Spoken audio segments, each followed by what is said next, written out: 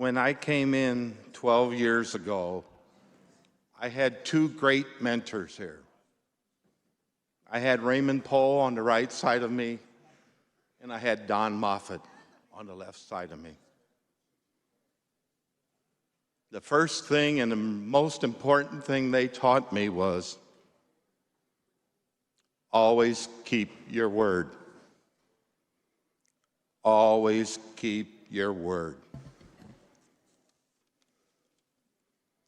Throughout my time here, it has been my honor to work alongside the families in the disabled community passionately and fight for positive change. Last year, this bill was introduced to eliminate subminimum wage. And as I, as well as many of us, were concerned for the very community and their families I have been advocating for. Many of us under this dome have 14C workshops and understand this valued population's contributions to their communities in a very meaningful way. After hundreds of hours of calls, meetings, tours, conversations have taken place to work on this legislation to ensure its best intended impact without detrimental consequences to the aging population. Many provisions that were not previously in the bill now have been added to the bill, making it a better bill. But it's not a perfect bill. Many of the disabled concerns have been addressed. And I gave my word, which has always been good, that if the House votes with more than 60 votes, I would vote for this bill because it's a lot better than what we had last year. But it's not what I want.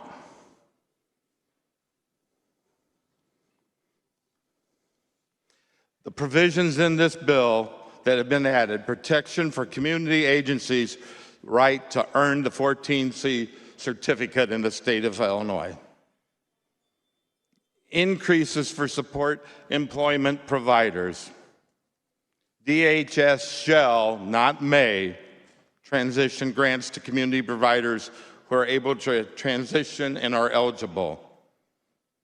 Developmental disabled individuals will have a voice in their employment decisions. 2 14C providers will be represented in the task force, guaranteeing the key segments of aging adults are considered and impact and study in the task force. And finally, moving the effective date to January 1st, 2030. Let me be clear. I understand the large amount of opposition to this bill yet.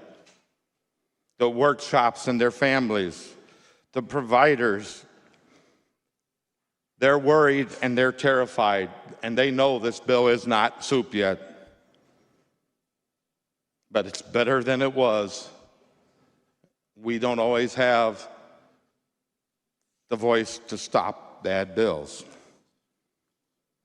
Our work is not done. And because of the compromise to move the effective date of implementation to 2030, these things still need to be done yet.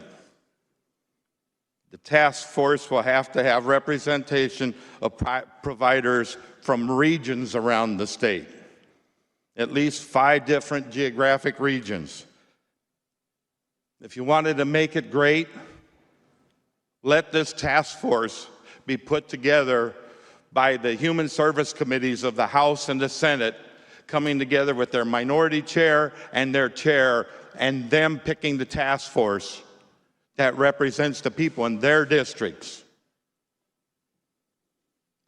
The pay discrepancies between community employment trainers and DSPs going to the adult day programs, where a lot of these will end up, is $48 for trainers to be paid, where if we send the bottom of these clients, the most vulnerable, they get $153. If we want them to be employed and have jobs, we have to take that 48 more up so they can be trained, to give them every chance so they can have a job.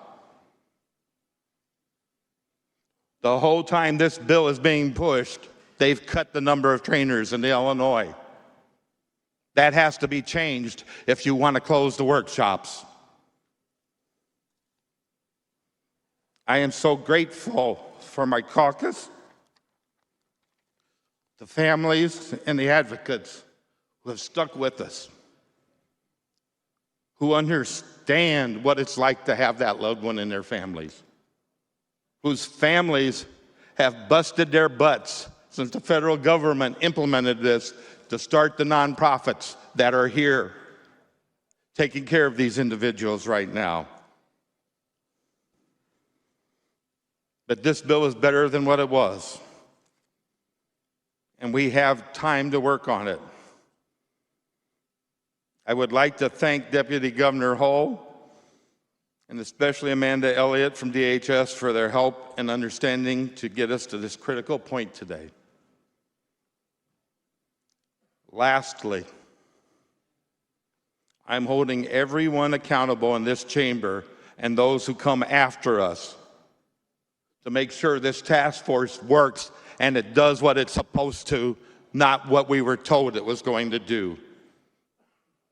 It needs to represent the people of Illinois, not other states, not national organizations, but our most profoundly disabled and their families. This bill is a start. We can do a lot better. We can work towards a goal to do better. When you vote this vote today, vote with your heart. Do what you think is right. I still don't know if I'm voting yes or no.